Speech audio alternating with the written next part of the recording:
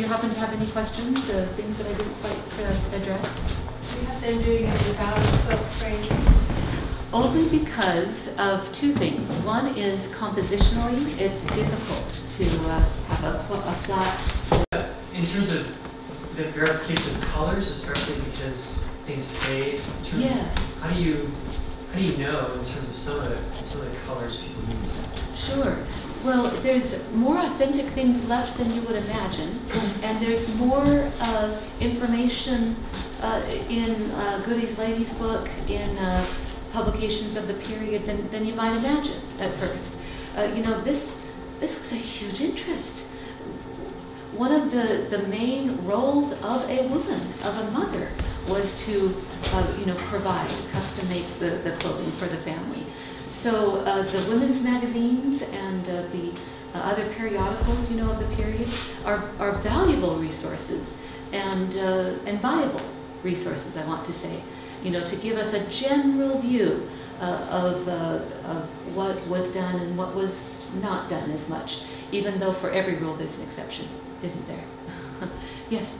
Just interesting, along that way of authenticating, we have a couple of quilts in our family that the pieces are from dresses that you know, my grandmother, my great-grandmother wore, and my mom would say, well, this piece right here is from Grandma's graduation dress. Sure. She graduated in the 8th grade. And Sure. This piece is from a dress that she wore on her honeymoon. So, Oh, that's marvelous, marvelous. I'm writing a book right now and illustrating a picture book that's about the idea of a grandmother wrapping up her granddaughter in a quilt and pointing out the memories she has of all the different textiles. And she says, all my joys and sorrows are in this quilt. I tremble sometimes when I think what this quilt knows about me. And then she says, you see, your family is keeping you warm. And at the end of the book, the granddaughter is wrapping it around her granddaughter and says, you see, your ancestors are keeping you warm. So, you know, the material culture and how this tangible thing can keep us connected to history. Forgive me, did you?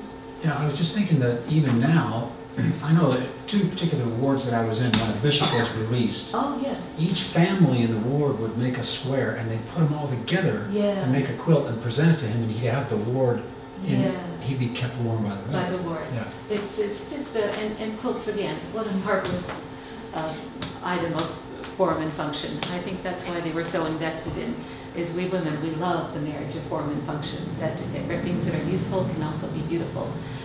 Well, I think I'm past my time. It was my husband's job to I got so enthralled. Isn't he adorable? So thank you for your attention. I'm as excited as you are to see more. So thank you again. Thank you, Lindy.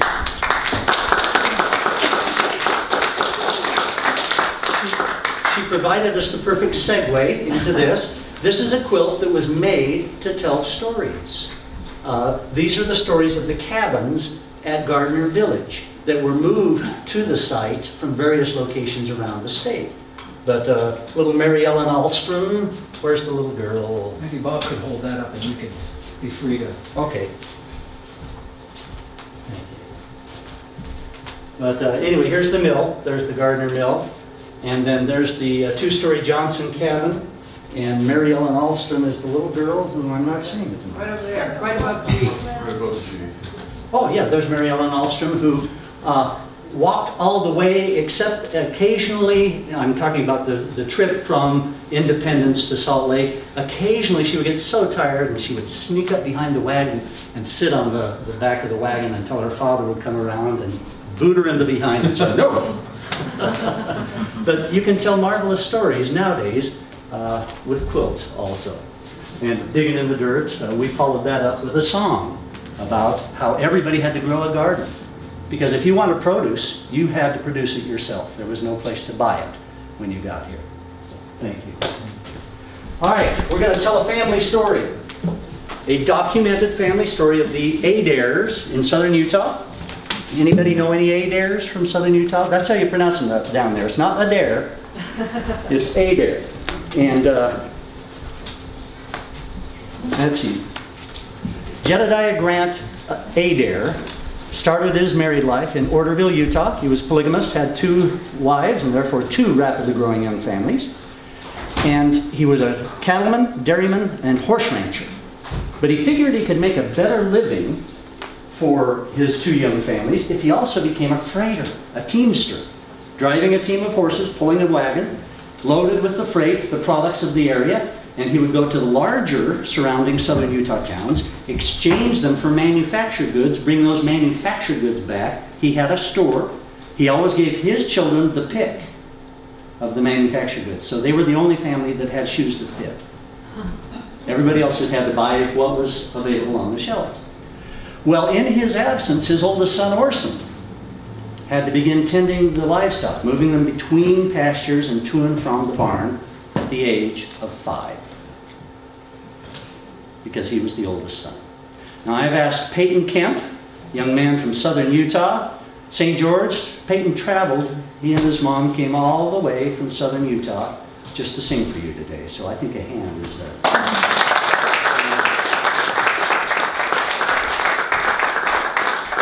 Thanks, Peyton. Now, so at the age of 5, which would be about this size, young Orson Adair started herding cattle. Now, can you imagine a less than 40-pound 5-year-old trying to get a 1,500-pound bull to do anything? But he figured out how to do it. By the time he was 7, almost 8, he had developed such a gift at working with animals that he could handle a team of horses and drive a wagon around the ranch to do his chores. So, one day when Jedediah, Orson's father, ended up with 2 wagon loads that had to go 2 opposite directions, he asked Orson's mother if he thought Orson could handle the team in company with other freighters, because they always traveled back then in caravan, because there was still danger of outlaw and Indian attacks. Well, she said she thought he could. So, little Orson, when he was asked, in essence said, "I'll do it for my daddy and to make my mama proud." So, you've got to sing with us when we sing, "Got to do it for my daddy, got to make my mama proud." Can you try that with us? Here we go. Got to do it for my daddy, I got to make my mama proud. And we'll let Peyton sing the rest of it. But that's great. Well, on the first day out, the other teamsters got an idea. You see, they always camped for the night near a farmhouse so they could get fresh milk for their evening meal. Well, that night, they gave little Orson a bucket for the milk and a $50 gold piece, excuse me, a $20 gold piece to pay for the milk. So little Orson gets up to the door, knocks, the lady of the house opens the door and sees no one until she looks down. And here's this cute little, almost 8-year-old boy who says, "Ma'am, I'm here to get some milk for me and my teamster friends, and I can pay for it." And he proudly shows her this $20 gold piece, for which she has no way on earth to make change.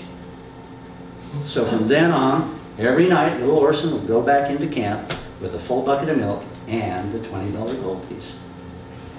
They got their milk for free because of this cute little miniature teamster. Well, one night they got into camp late, and so little Orson had to go to the nearest farmhouse in the dark. On the way back, so intent on not spilling any of the milk from this heavy pail, he missed seeing the edge of a dry irrigation ditch. Tumbled in, spilled all the milk, banged up his knees so badly that, try as he might, he couldn't keep the tears from flowing. They trusted me to bring them back the milk for our meal, but now I've dumped it in the dark and skinned my knee. I bit my lip just trying to keep the tears down inside, but now they've overflowed for everyone to see. It's embarrassing for someone who's a soul desire, but there's no way out of this except straight through.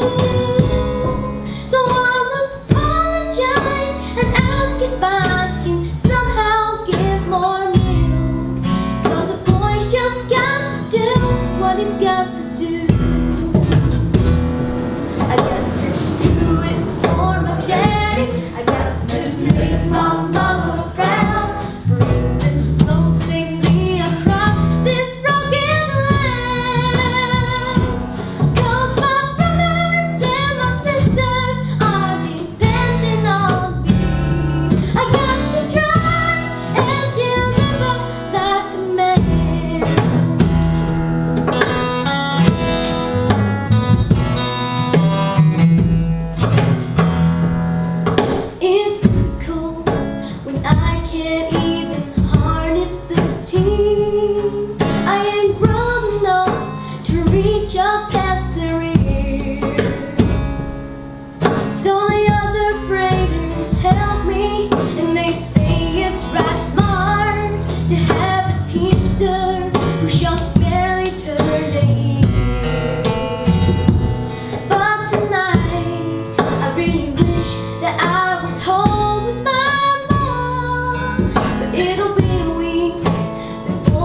journey.